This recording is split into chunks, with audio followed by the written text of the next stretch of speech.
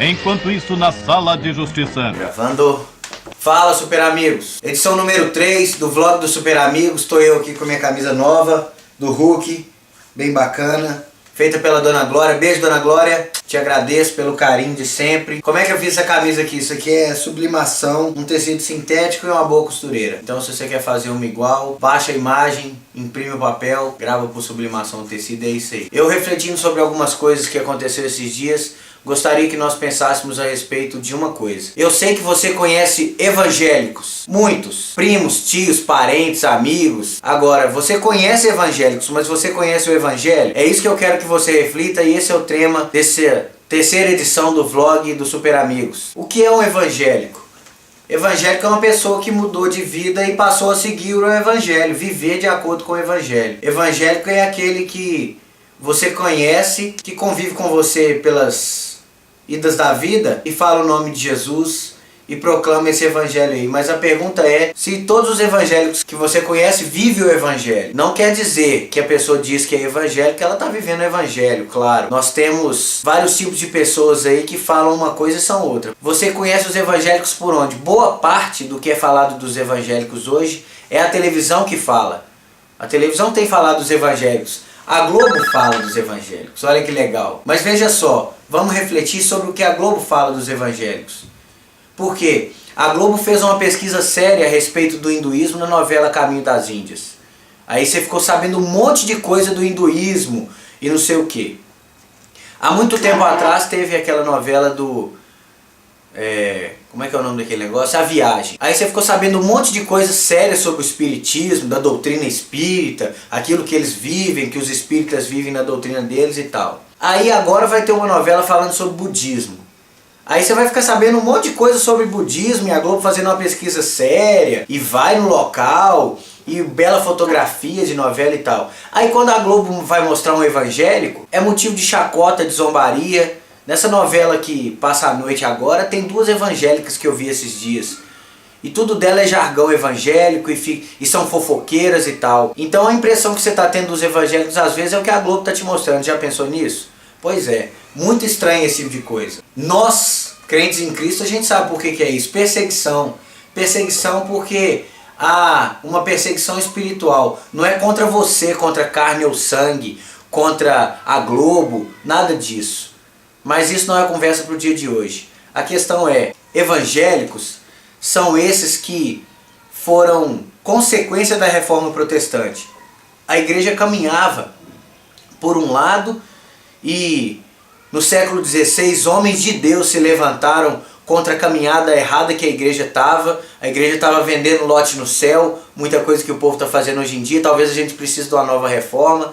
Então, homens de Deus, Zwinglio, John Huss, Martinho Lutero, João Calvino e muitos outros, fazendo um levante contra o domínio do mal que havia na igreja daquela época, voltaram às escrituras e passaram a viver uma vida baseada em alguns pontos. Somente a graça de Deus, somente a escritura sagrada, somente a fé em Cristo, somente a glória a Deus deve prestar o homem. Esses são os evangélicos, homens que vivem após isso, após a escritura sagrada. Mas eu quero falar para você a respeito do evangelho.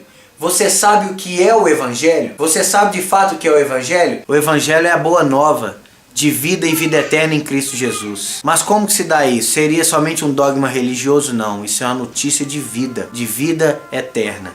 Como que se deu? Vou usar esse quadradinho para te explicar. O homem foi separado de Deus porque o pecado entrou na vida do homem. E quando o pecado entrou, trouxe a morte. Morte física, morte espiritual, morte eterna. E como que isso acontece? Isso acontece porque Deus Santo não poderia viver com o homem pecador.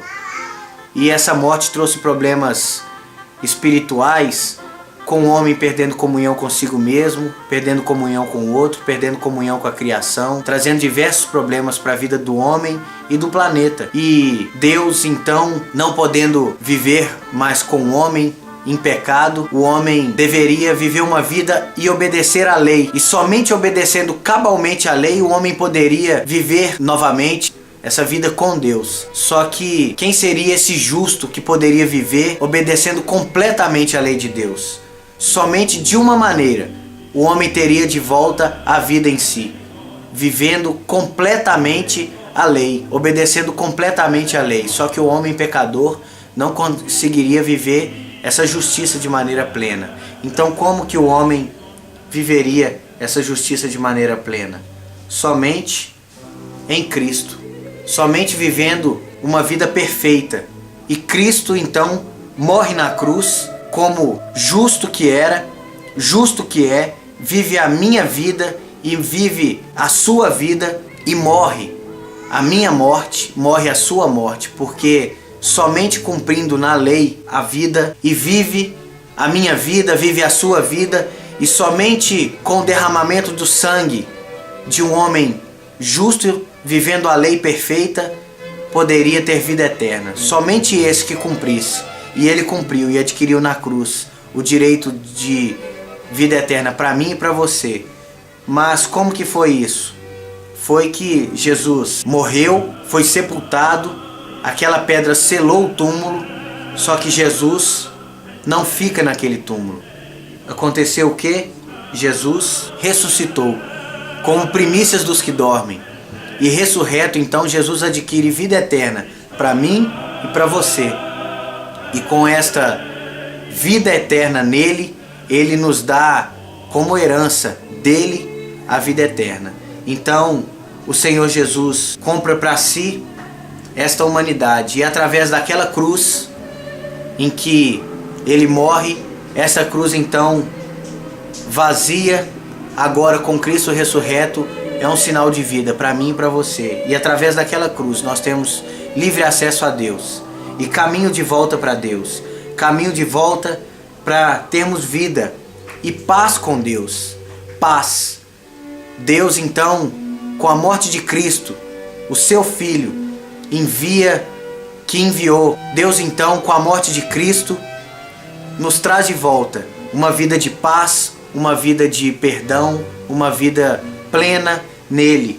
Mas, por causa daquela morte, o homem em Cristo pode ter vida. Vida de comunhão, vida de oração, vida plena, uma vida total em Cristo. Então que você, meu irmão, minha irmã, tenha essa vida em Cristo, essa vida eterna, e que você saiba que essa é a notícia do Evangelho. O Evangelho não é a notícia de que Jesus veio para te deixar rico. O Evangelho não é a notícia de que Jesus veio para apenas resolver seus problemas na terra. Jesus veio para te dar vida eterna. Ele morreu naquela cruz, ressuscitou para te dar vida eterna. Então cabe ao homem, criação de Deus, entregar sua vida para Ele e viver essa vida plena. Isso é a notícia do Evangelho. É isso que os evangélicos têm que viver.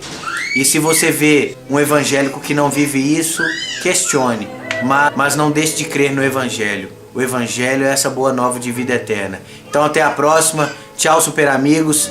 Fica com Deus. Minha oração é que você entregue sua vida a Ele e que nós esperamos juntos a volta dele. Que talvez pode ser até na próxima edição do vlog o Senhor Jesus já tenha voltado. Que Deus te abençoe. Até a próxima.